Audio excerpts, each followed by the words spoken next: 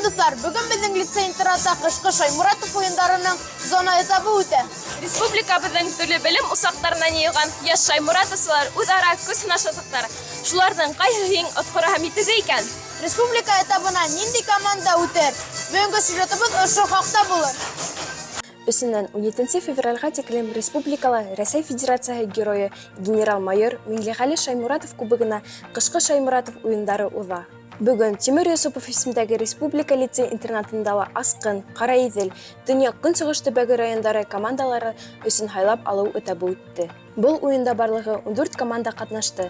Яш Шаймуратовсыларҙы мәктәптең тамаша залында дәүләт флагтарын индереү һәм гимн моңо менән ҡаршы алдылар. Улар өсөн лицей-интернат уҡыусылары матур концерт күрһәтте.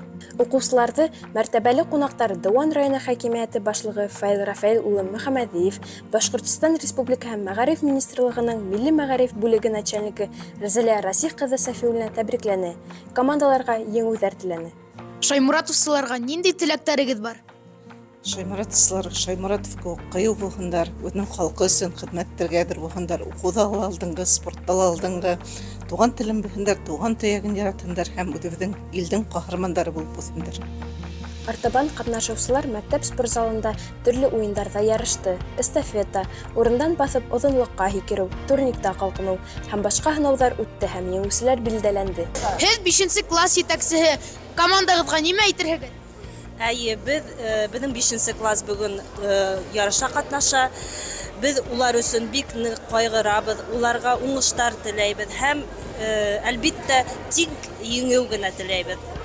5-нче класстар араһында Тимер Йосопов исемдәге республика лицей-интернаты командаһы, 6-нсылар араһында Ҡараиҙел районынан 1-нсе һанлы Ҡараиҙел мәктәбе, ә 7-7 класстар араһында Мәстеле районы Дыуан Мәстеле мәктәбе командаһы еңеүсе тип табылды.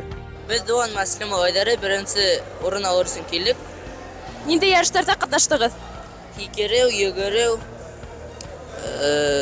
отжимание эштәнек һәм турниктә күтәрелдек.